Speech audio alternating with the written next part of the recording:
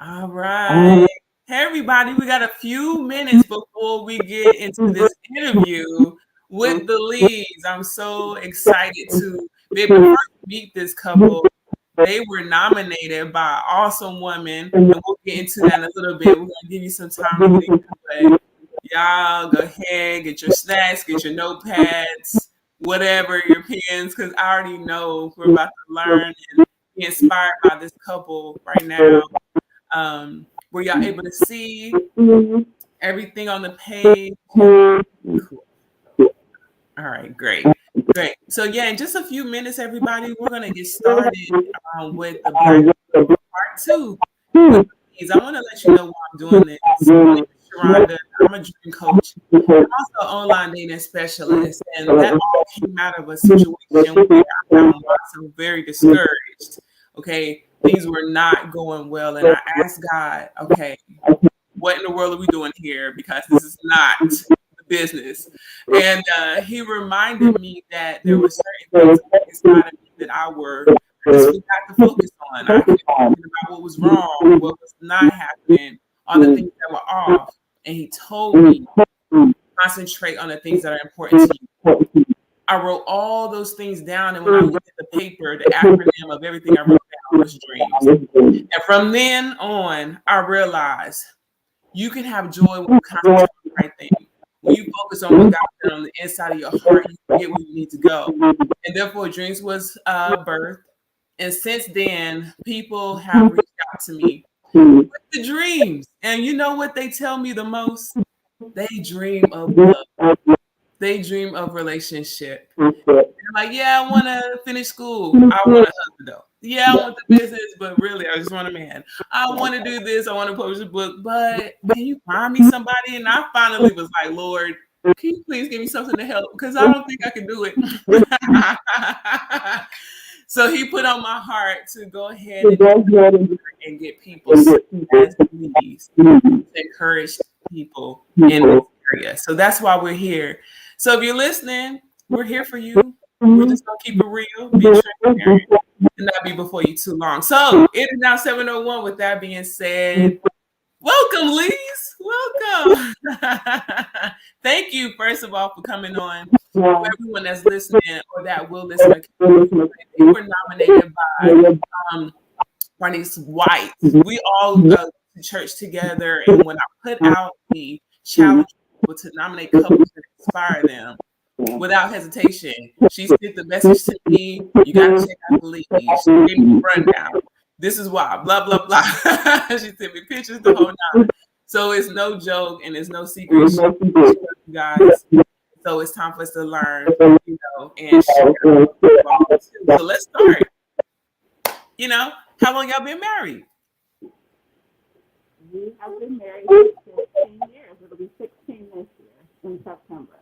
So. Okay, and someone is saying they still hear echo. Okay, we're gonna keep talking. We're gonna try to figure out what the echo is. Is it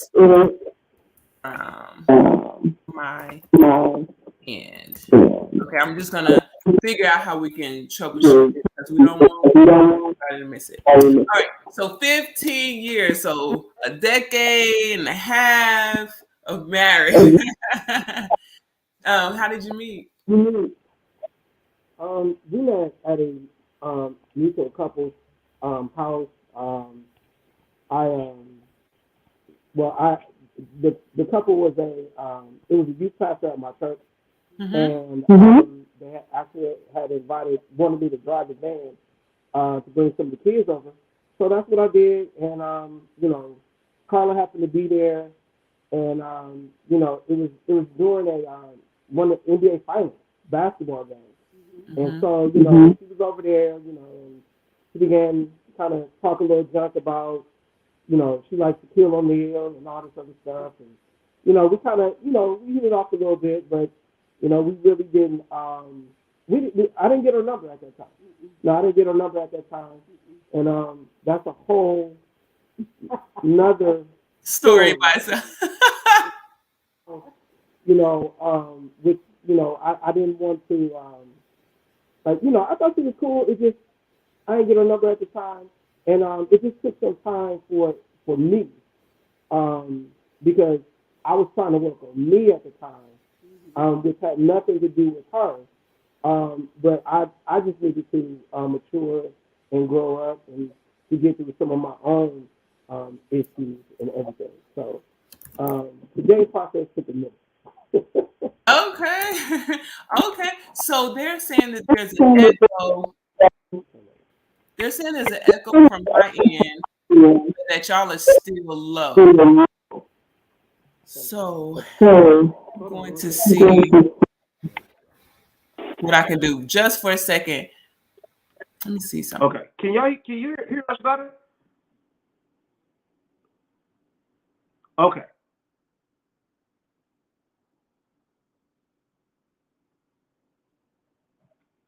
I feel like my head is not in the thing. Okay. Can you hear me? Yes. Okay. So thank you, Nikita. Can you hear both of us now? Because y'all said some good stuff and I want everybody to hear it. Yay, she said it worked. Okay. Yay. Teamwork makes the dream work. Thing on, put a Bluetooth mic, so yeah.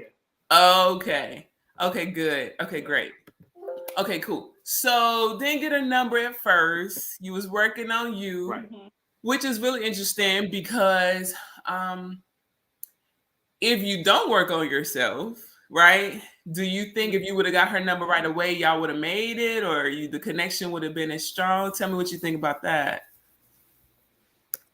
I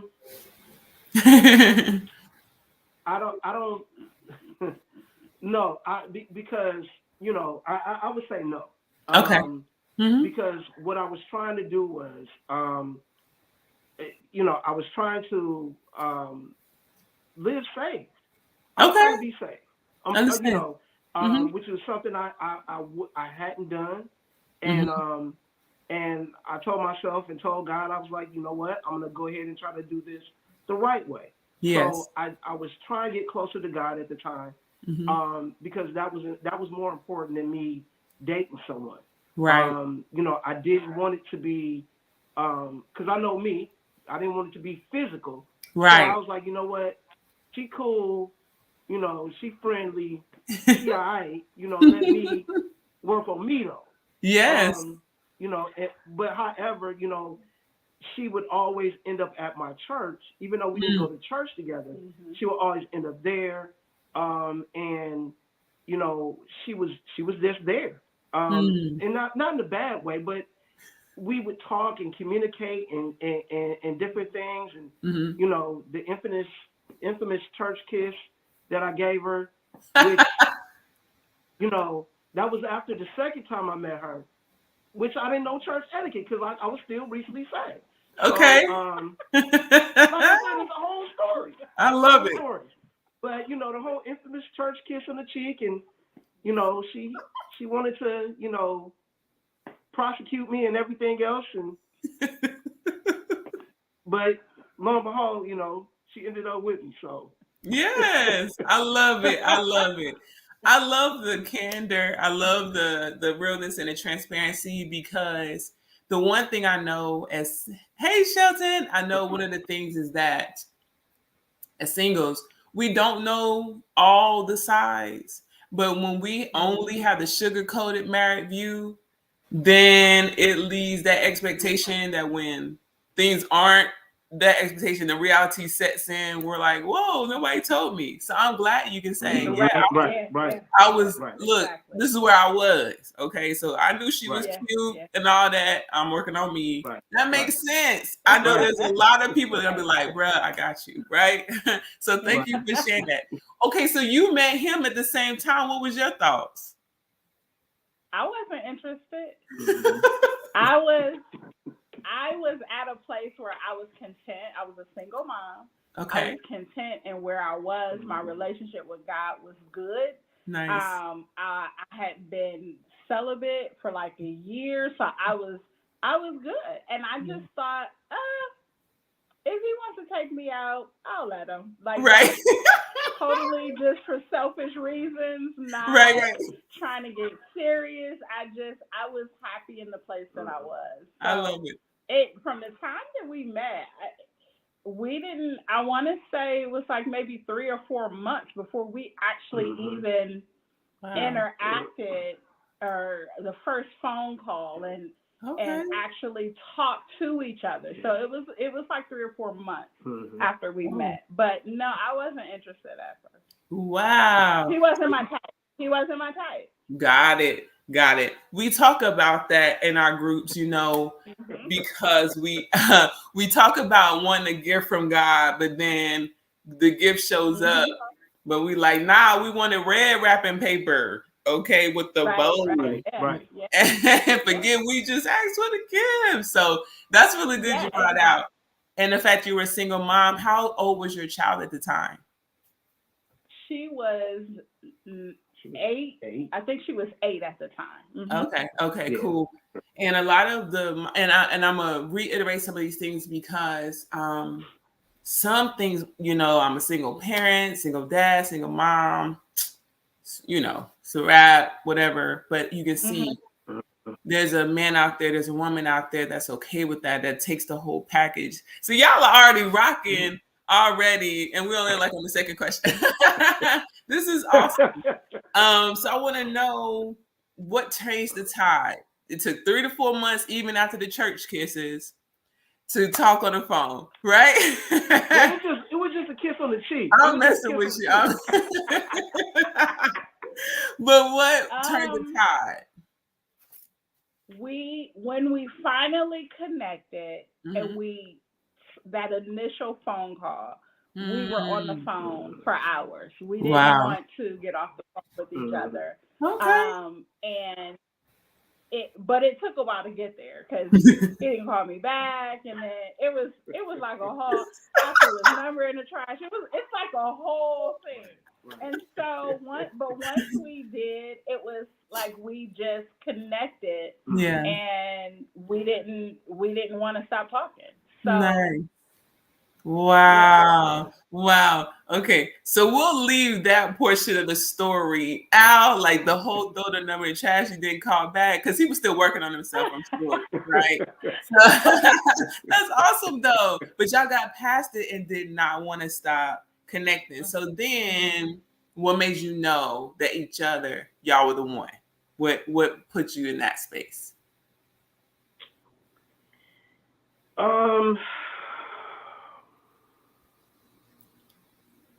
Well, okay. I would say it's 2 things. I would say, for me, it was when I was having some trouble at my job. The job I was working at, it was stressing me out. And I had I was over at her house, and I was telling Carla about it, and the fact that what she was telling me, it was encouraging and also comforting, and so it wasn't. And I was like, wow, wait a second. I was like, I never felt this before, like heard this, and so I was like, okay. I was like, I'm comfortable, and it was to the point where it was something that I could actually take and use, and I knew that I could trust her. I could trust her with whatever my issues are. So, nice. Now that's huge. I hear men say trust is like one of those big things that it's hard for a lot of women to gain from them, And so you must have shared something that wasn't as good or something that was deep, and she took it. She didn't misuse the information, and you, like you said, you felt comfort from her, which built trust. That's huge. That's huge. What about you, Carla? For me, it was every time we went somewhere, everybody knew him. Okay. Everybody. Okay. We're originally from Akron, Ohio. Oh. So Like we were just, everybody's like, oh, he's a good dude, and oh, he's nice, and he's nice. And I remember this time he helped me, and I remember this time he said this, and I was like, everybody likes this guy? Like, he doesn't have any enemies. Like, right. who is this guy? And I like that. I saw the impact that he had on so many other people. Nice. And I was like, wow, he has such a big heart, and he really, you know, likes people, and people like him, and that was like amazing to me. Because I'm like, I know I got some enemies out there, I know. but he doesn't have any enemies. Like, everybody loves him. So, right. I was just like, he really is a nice guy. Like, he really is a nice guy and really cares. So it was his heart, like, seeing that his heart was so big, and he was willing to help anybody and everybody, and he did help everybody, giving money to people on the street. And I'm like, hey, we gave money to that person yesterday. We're going to continue to keep. Right. So I just fell in love with how big his heart was. Nice. Well, okay. So you had witnesses that he was who he said it was and what he showed you. Yes. And that's huge. I know a lot of people, especially working in the online world, people are like, these people could be murderers, you know, they could be crazy or lying to me, right? And the one thing people fear is the fact you don't have that backing, you know. So it's really good that y'all expose each other to each other's circles so that they can, you know, back that up. So that's awesome. That's great. Well, then we got to get into another side. Okay, we have a question. Has that given part of him ever been an issue in your relationship? That he gives money one day and they get the same person more money. Has that ever been like an issue because he's just too giving? I see the I would say yes. Because it's not only money, but it's the giving of your time. And you know, it's I had to learn balance. Because it's hard to say no sometimes. Even though, yes, to her it's not hard, but for me, because I feel like, okay, I have the time, I can do this, I can help out. If you need help moving this, I can do that. And I really had to learn balance and learn how to say no, and not feel bad about not being able to help out, or not being able to give. But you know, it just took time. That really took time. And for me, I had to realize that is who he is, and I'm not here to change who he is. But I had to express to him, like, hey, I'm here. Right. like we have a family. Like, so, you know, we had to talk that out. But I did have to express it to him. But it can be. But he's really good, you know, of course, after balancing and making sure that he is taking care of home first before he is helping or you know, doing anything outside the house. You know, that's huge, especially when it comes to ministry, because, you know, you can hear of even pastors saving the world but losing their families. You know what I mean? Because they have such a big heart and passion for what they're doing that sometimes they, without knowing it, you know, just subconsciously might leave the family without, and then that makes them feel some type of way. So that's really good. Y'all talked about it and worked it out, and you're not trying to change them, but just, you know, shared how you feel. And because he is giving and great, he wanted to make sure his family's taken care of too. And it's your first ministry. So that's excellent. And Shelton, who asked the question, said, that's awesome. Y'all worked it out. Ronnie says hi. So yeah, this is great already, because it leads me into my next question. Were there any other challenges that you all faced, either in dating or the marriage, in your marriage, that you had to overcome? And, you know, this isn't about, say, share all your problems. It's just, if you face something, how did you overcome it? Just any other challenges? I think, you know, for me, it was the challenge of of being a of being what people call the step parent. Okay. Okay. Yes. Because with that particular part,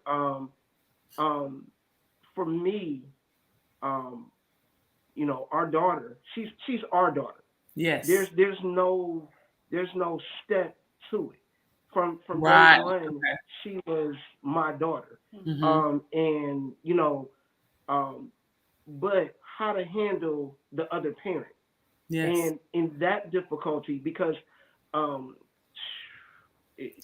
yeah, it's a lie. So I'm not gonna say what I wanted to do, but how to love a child that's not people see that's not yours, Right. and the other parent is saying different things and causing different problems, and you see how it affects the child, and you see how it affects your wife, and a lot of people, no one really even talked about that. No Right. one really had that type of conversation, because the most times you hear like, oh, I don't like my stepchild. Or, one time I heard a guy say, and he said this to me, he was like, if that was my child, I would have. And Right. the thing is, in my head, I'm like, but if you're married to her, Yeah. then that is your child. Right. And so nobody really had that particular conversation about how to adjust and handle your child. Yeah. Your Yeah. stepchild, or like I said, my child. She's not my step. She's my daughter. That's right. Nikita says she loves that. She doesn't use that term either. No steps. It's just our children, and it is your challenge, and she loves that. And I'm gonna be honest. That's like one of the challenges of a blended family. I personally had an experience. My dad is technically my stepfather, and we look nothing alike. Like.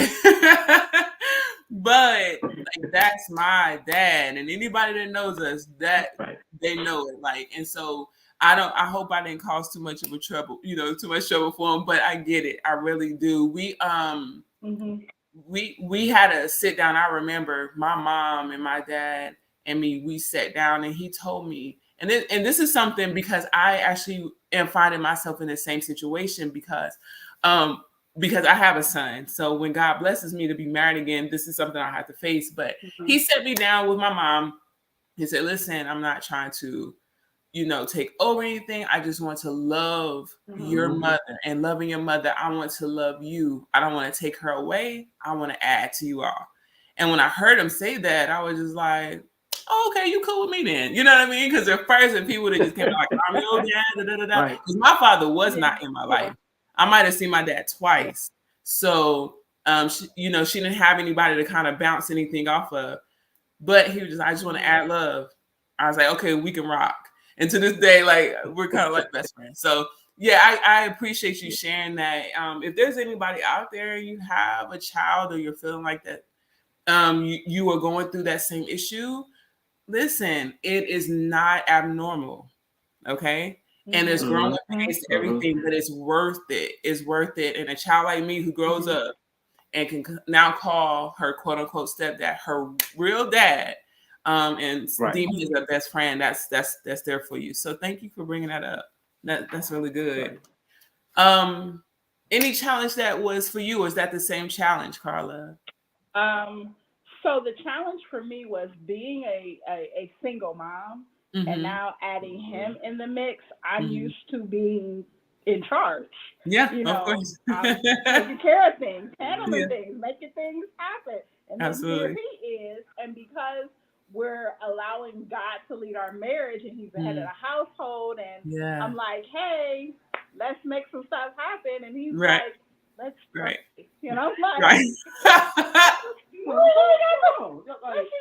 Right. So it was a challenge for me, because I did not realize that I would have to change my mindset and how I operated from being a single mom to now being a married woman, and allowing him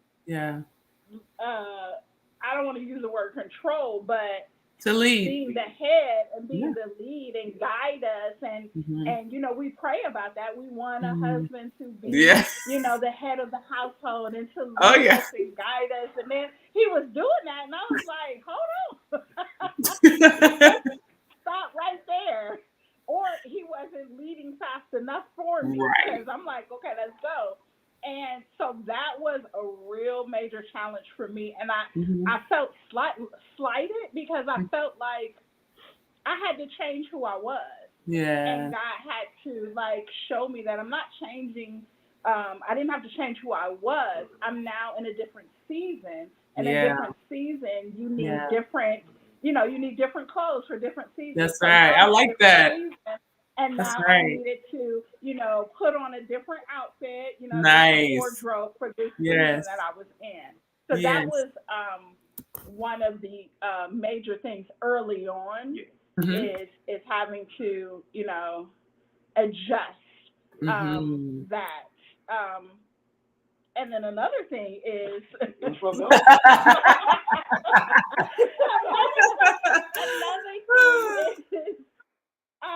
you know, we're coming from two different households, and there was a lot of like, you know, we get up in the morning and we're like, good morning, and he's like not talking at all, and I'm like, you didn't even say good morning? And he's like, hi, that's true. Hey, and I'm like, that's funny. But he lived, it was just him and his brother, so they were in a home, you know, and they're going about their way doing whatever, and you know, I'm off, good morning, you know, hello everyone, and I'm like, hello, like we kind of took offense, like he don't want to talk to us in the morning. So it was the you know, his upbringing was different, and I had to realize that, like, okay, and you know, talk that through, like, you need to speak in the morning, like you need to say hi or something, like, we don't just get up and go about our way and not even acknowledge each other. So that was an issue. Yeah, and then with that, I had to learn that I had to, you know, when I get myself dressed, I'm ready to go.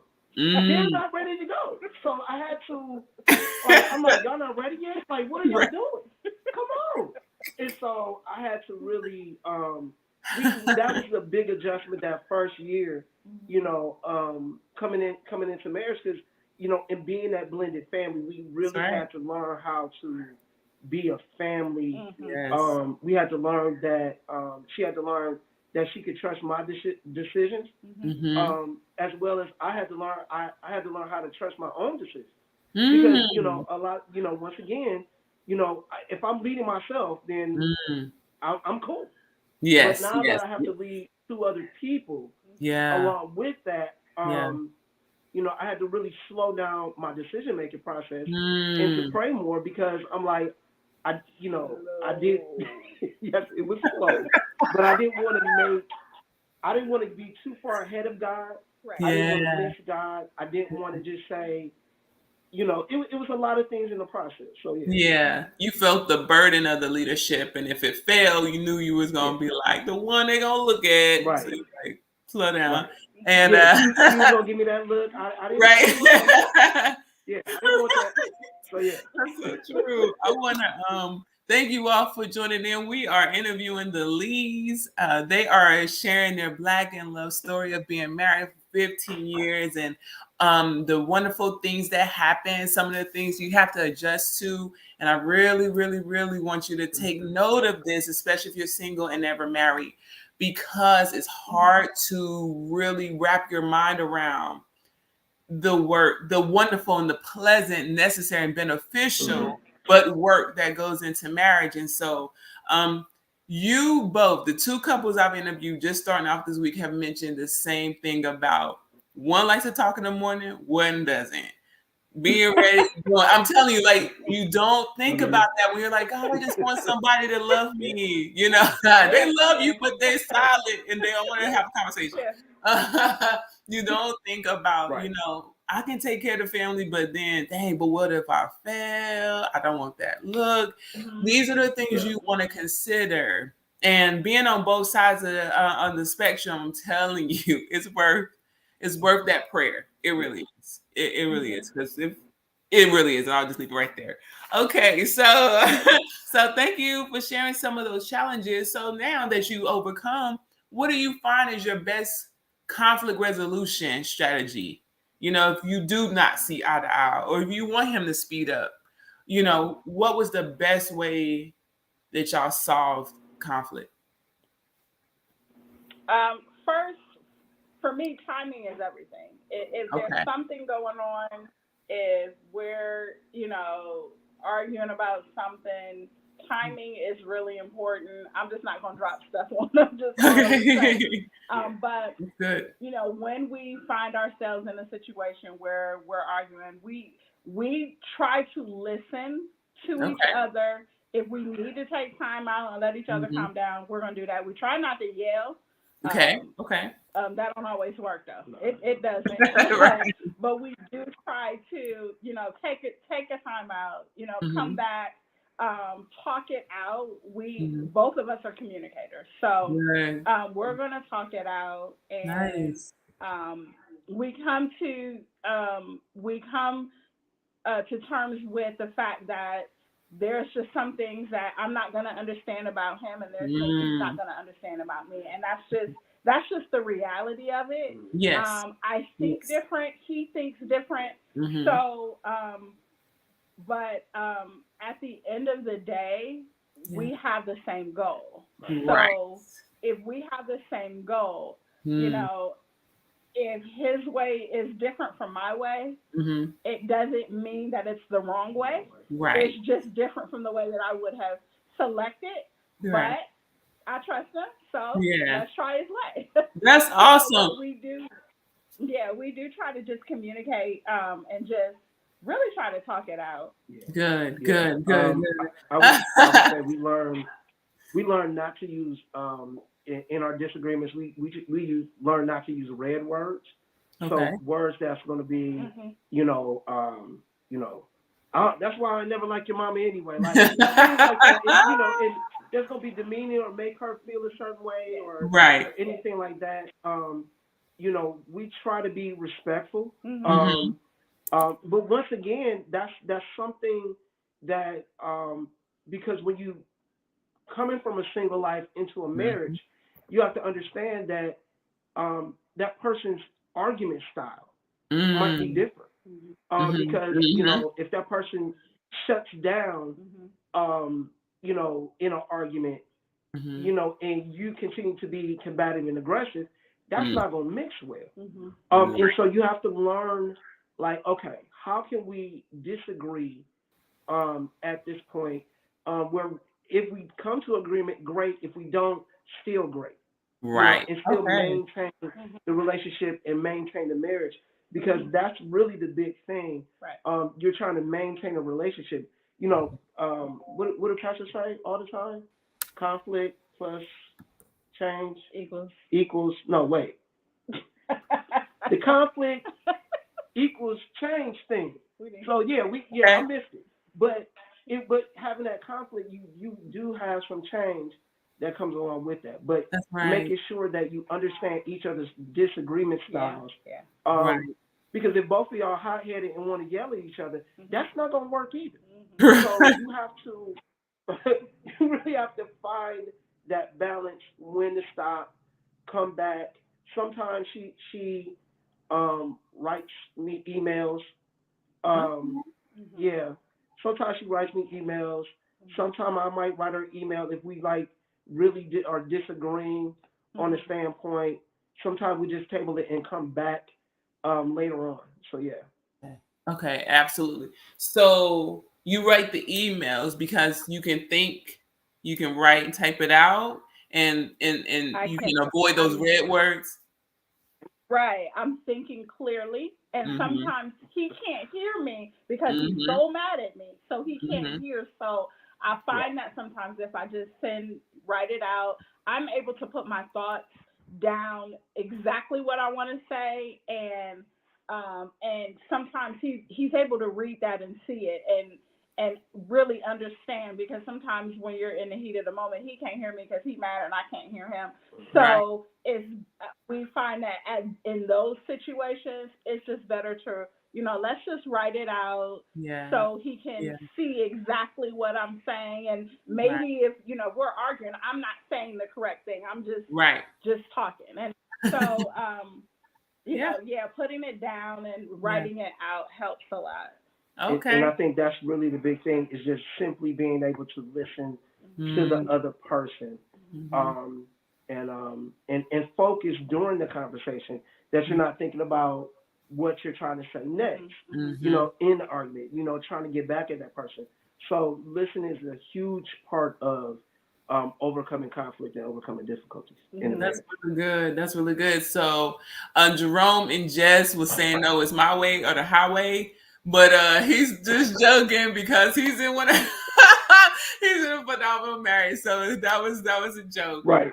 Sharon, I'm going to actually be interviewing him and Nikita Hart at the last week of February. So he's just adding in. But Sharon Green, who we interviewed last night, she's saying absolutely that is good. They get it, they understand. And Shelton is saying that he loves that you can write it down, you can think. And he says, listen and not to respond. That's what's huge. It's listening is important, Sharon says. So you got people out there that's feeling what you putting, they say they're picking up what you're putting down. Right. So one of the things I told, and you're right, conflict plus change equals growth. And so we want to make sure that we continue to not avoid conflict, because we were talking last night how what if she didn't write the email? She didn't feel like she could argue it out, but she couldn't write it either. Then you just avoid it and repress it. So we want not to avoid the conflict, but let's grow from it versus it hindering. So that's good. That's really good. Okay, so I'm going to go on to our next question, which is there anything in marriage that you wish you knew beforehand? Not like it would have made you not get married, but something that just shocked you, something that's surprising, something you just didn't know beforehand. I would say, not only what I said earlier about being a part of a blended family, but thinking about the question now and hearing the question again, I would simply say, because I grew up in a single parent family. My dad wasn't there. From the age 3 or 4 to I didn't meet him again until age 18. And I think, I always desired to be married, but and I wish that some of the married men that when I went to church would have kind of just pulled me aside and just told me some of just simply the ins and the outs and the ups and the downs of marriage. I don't think necessarily that I got that particular part. And so that first 3-4 years, it took me to mature and to grow, in a lot of ways. And I think a lot of times, once again, like I said, I didn't know. I desired to be married, but to understand what it takes to stay married, to keep each other happy. What to say when the other person did not have a successful day or having a tough day. What to say, for a while, Carla stayed at home with the kids and I worked. What to say about, when I come home and her particular day, because, I had to learn that, even though she wasn't out making money financially wise, she was still working, taking care of the kids and taking care of the home. But yeah, I wish I knew someone had that discussion with me early on. Hey, these are the things, these are some of the roadblocks, these are some of the successes to have a successful marriage. Excellent. That's exactly why I really feel like I put it on my heart to have you all speak. Because like I said, when you don't have that in your ear, the only thing you have is the fantasy portion of what marriage should be. Right. Somebody's going to be laying beside me. We get to go on trips together and have every Friday, You don't think about the other parts. You don't. You just don't. Why weren't the dishes washed, or who gonna put the kid to bed tonight? Who gonna wake up when they wake up? The whole thing, and it's a whole thing.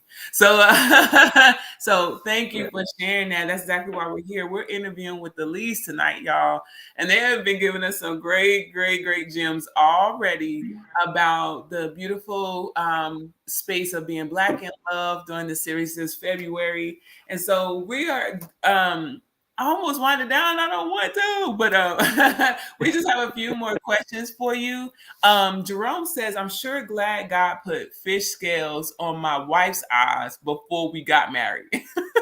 Ain't no way she would have married me without it. Right. So he's happy that God at least put some type of veil, right? And so they just grew together, and I'm looking forward. Listen, I think it's the 22nd of this month. We're going to be listening to them and their story. So the 3-year mark, I think you say it took about 3 years to kind of get that rhythm of knowing how to speak to her, what's in her day, and believe it or not, a lot don't make it in 3 years, you know, and it seems like a short amount of time. But trust me, I know 3 months can seem like an eternity when you're absolutely doing it wrong. And you're not working together. So okay. Any surprises for you, Carla, before we move on to the next question? Marriage is not 50-50. Okay. It's not. Okay. Okay. There are going to be times when one person is giving more, doing more. That's just the reality of it. And you know, I thought, like, hey, we're a team. That's what we said. We decided we're a team. Right. But there were times that I felt like, especially when we had, you know, younger kids, our kids were toddlers, and I'm like, wow, this team is like team of one. Right. So and I'm like, you know, I'm working, taking care of kids, you know, housework, cooking, and where's the team? So that was it. It took us a little while to get in the flow of things, but I did have to learn to express that to him, because I will just do, because that's just what I do. You know, I'm just going to make it happen. I'm going to do. And then all of a sudden I'm frustrated and mad at everybody because I'm doing everything. And his response is, well, all you had to do was ask. Say so. You don't see this laundry basket. That's right. That's good. It took me a while to, you know, it took me time to understand that I had to say, hey, I need help. Right. And that is something as moms, you know, we're just doing it all. Yeah. And the kids are always coming to us. So, you know, so there are times I had to say, no, go ask your dad. Yeah. But I did have to, you know, learn to let him know I needed help. And he's always willing, and he's always, you know, oh, sure. Right. But I wasn't speaking up, so he didn't know. Yeah. So in your mind. It's really big. It's just compromise and knowing that it's not going to always be 50-50. That's really good. You're thinking, you tell me. And I would also say, kind of not to piggyback on it, but as I was thinking, you know, also financially, you know, that particular part, you know, bringing two different, you know, ideas about how you handle finances together. Once again, you know, you have marriage counseling and things like that, but you know, once you're in the game, that's when it actually gets real. Yes. And you know, one thing that we did early on, I think we had a, you know, at least not a limit, but if it was anything over, I think it was $150, we would discuss it. Okay. So if it's anything over like a certain amount, we would discuss it, and then, you know, like, okay, we need that, and to have that conversation. Oh, but we need to say this: we have one bank account. We have one bank account. Separate, so that's why we have that in place, because we have one bank account. Right. Makes sense. Yes. It makes sense. Absolutely. That's some real stuff, and I'm glad you brought up. We can have marriage counseling and that is set a foundation. But I like the fact that you said, I like the fact, I'm going to pause real quick. Nikita said, "Oh Lord, $150," because she probably was like, I probably didn't overspend without telling my husband. But that was so funny. But yeah, it's really good you talked about the counseling because it does give a foundation. But you said when you're in the game, that's when it really becomes real. It's kind of like being in school and you study the book to, do medicine. But when you have a patient in front of you, that's real talk. Yeah. So I feel you on that. I feel you on that. So I appreciate it. Let's read some of these comments that's coming out. They're great. So Nikita says, you carry the weight sometimes, he carries the weight sometimes. And never 50-50, Sharon says, where did that come from anyway? And Jerome answers and says that 50-50 came from Teddy. 50-50 came for Teddy. Oh, no, from Teddy. The 50-50 Love. I think that song. Oh. And let's see. Sharon says their site and our sites are different. So like you're saying, I needed help, but I had to ask. Yeah, sometimes you're thinking, don't you see this? Don't you need help? But he was like, hey, you should ask me. Right. Yeah, and she said, that's good for you all are saying. Shelton, I was running. Shelton said he was running too. So, and this man over here would cut me off. So I guess when they were talking, maybe he would cut her off from saying what she needed to say. Explain that one, Nikita. We know Jerome. We know he don't do that. No, so anyway, so thank you all for your comments. Like I said, we're interviewing the leads tonight, and I am going to have us cut to the chase. Okay, cut. Oh no, the 150. Got you. He would cut you off the 150. If it was 150, that was her limit. He would just cut her off. I got it. So, so thanks for explaining. Here's the thing: if we were to cut to the chase, what is it that singles, whether they're single because they've never been married, or single because they're, waiting for God to have them married again, maybe widow, what do they need to know about who they should date or what they need to know before marriage? Like if you could just tell them one thing, what do you need to know about marriage or who you're dating?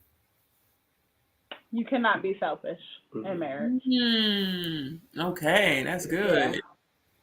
Okay. Yeah, so if you're single and you're looking and you're ready, you think that you're ready, you have to be willing to give up some things, to compromise a lot, but you cannot be selfish in a marriage. And you have to be dependent on each other. What is it? Interdependent. Nice. Very good piece of advice, because I think you both alluded to it earlier. When you're single and you're doing it on your own, you're not even being selfish. It's just the way life is, because you are right. So you're really thinking and controlling your life the way it is, but it does change. You do have to consider other ones. That's really good. So let's keep that in our pockets. I told you to write down some notes. And Sharon says she's agreed. You just can't be selfish. It's not about me, myself, and I anymore. It's definitely about the others, preferring others above ourselves. Did that piece of advice, was that given to you? Like, did somebody say, hey, now when you're going into the marriage, make sure you're not selfish? Or did you learn that on your own? No, I learned that on my own because I'm a little bit of a brat. So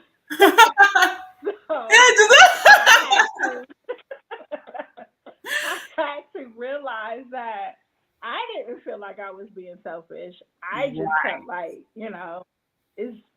it's me, like it's for me, like why not?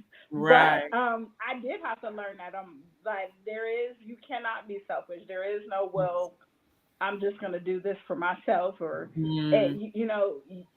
you are dependent on each other, and not being selfish, you're gonna have to compromise. And I want what I want when I want it, how I want it, just does not exist in a marriage. Right. Wow. Yeah, I had to learn that, and especially because I was a single mom and I was used to doing you know, what I wanted, when I wanted, how I wanted. I'm gonna leave. I'm get up and go.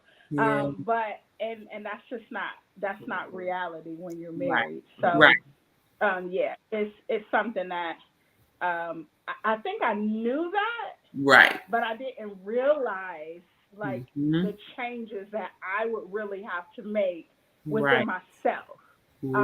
And that's where the struggle, because everything is not always his fault. Some of it is me. Just it's probably a smaller portion, but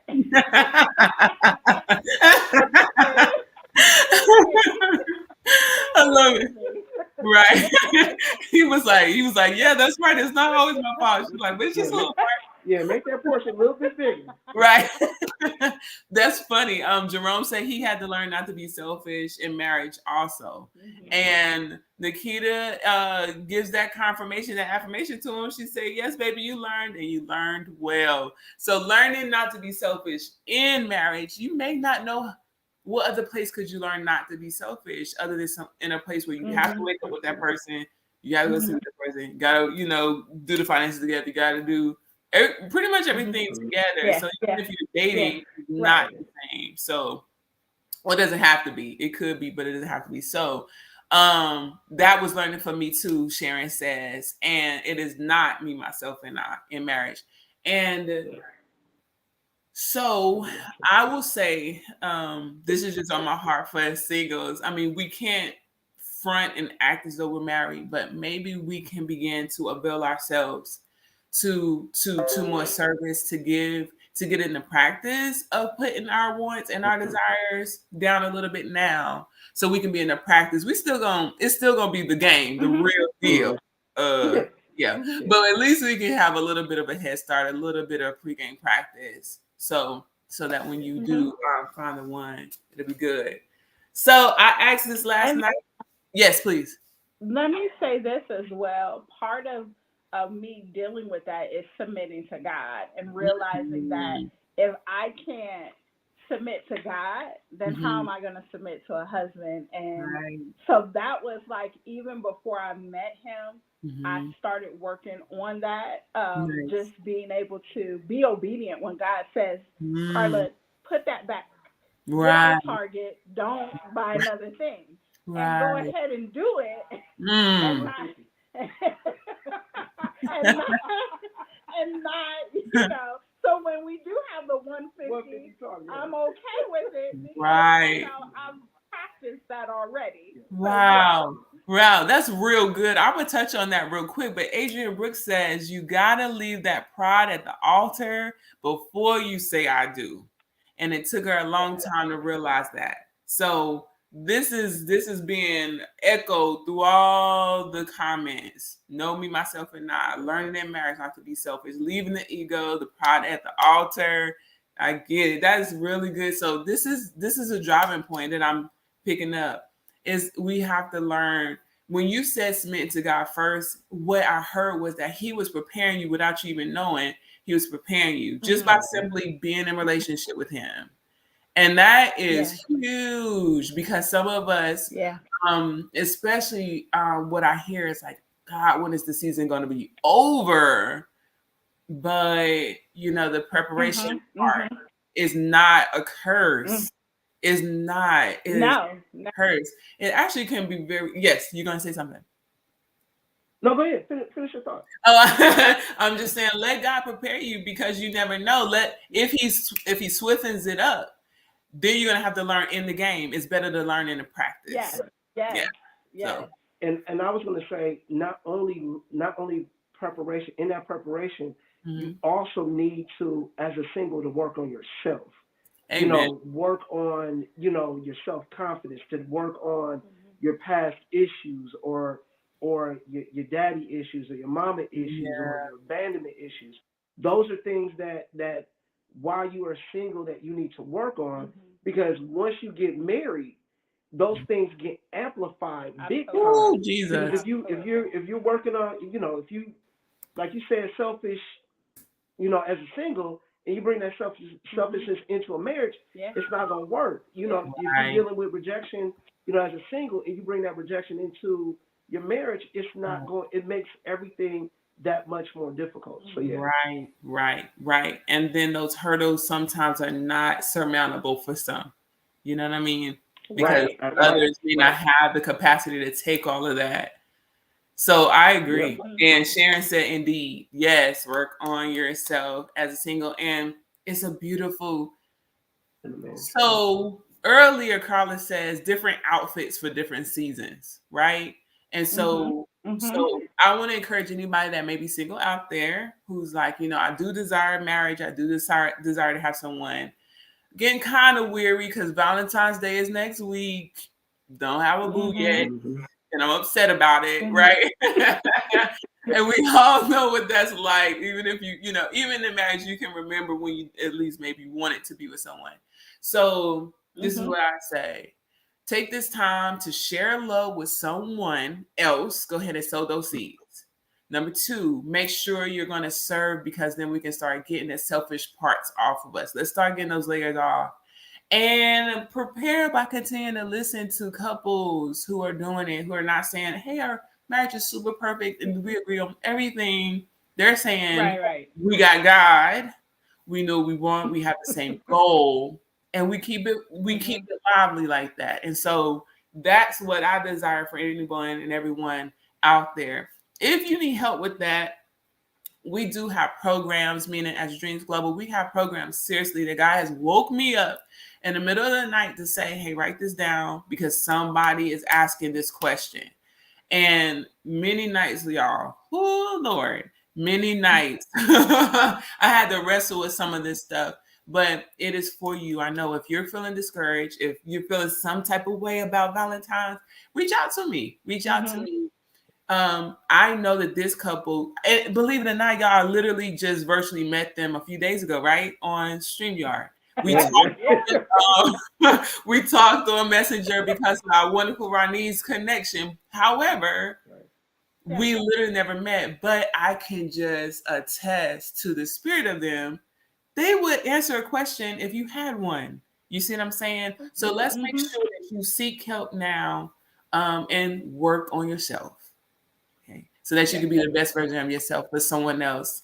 We only have 5 minutes left, and this is went by. Y'all have been such a pleasure to speak with. I hope this is not the last time we get to communicate. But we're going to end with this last question. Anyway, do you know why y'all are making it when other people aren't? People know to communicate. People know to this. Why are y'all making it when other people are not? I would say 2 things. I know time is running out. I would say, number 1, our first year of marriage was really difficult. Okay. And if we were going to give up on this marriage, then we would have done it then. We made a decision early on that divorce is not an option. Come on. In our marriage. And we weren't going to allow that to be something that we would do. And really the most important thing that we said that, in our prayers together is to keep God first, to keep God at the center of our marriage. Yeah. Because when you keep God at the center of your marriage, that allows you not to focus on yourself, but to focus on God. Yeah. I love God more than I love her. And that's not anything demeaning to her, but that should make her feel better. Yeah. Because I have to love God more than I love her. Right. Because if I don't, then you go out and do whatever. Yeah. And I think that those are the key things that have kept us together for the last 15 years. Nice. God at the center. I'm gonna make sure we highlight that. And you made the decision. Ashley Smith said the decision. That's it. You made that decision. Divorce is not an option. Nikita reiterates. And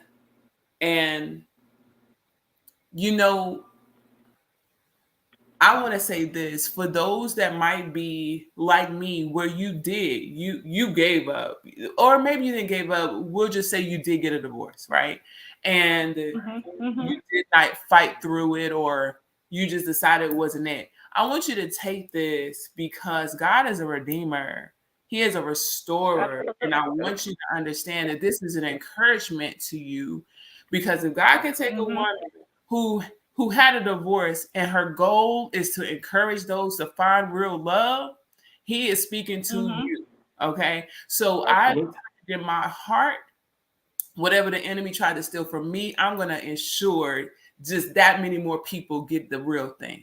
Does that make sense? So I want you to hear this from a lens that God still wants you to have it.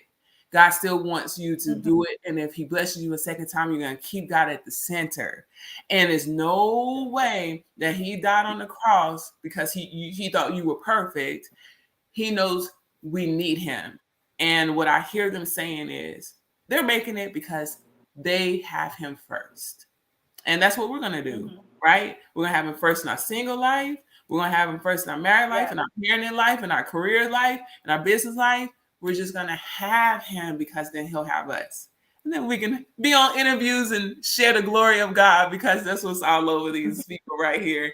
Let me make sure I read these comments first. Okay. So keep it God at the center. That's true. Keys to keeping marriage value. Yes. And Jerome says, amen. Nakia said, yes, he is the center and we need him. Yes, he does. And he will restore, he will give, he will send to y'all, and he will keep you. So it has been a pleasure. It has been like a super duper pleasure meeting and speaking and interviewing with you all. I am going to end by saying, like I said, I just feel like these are type of people, if you had a question for them, they would answer it.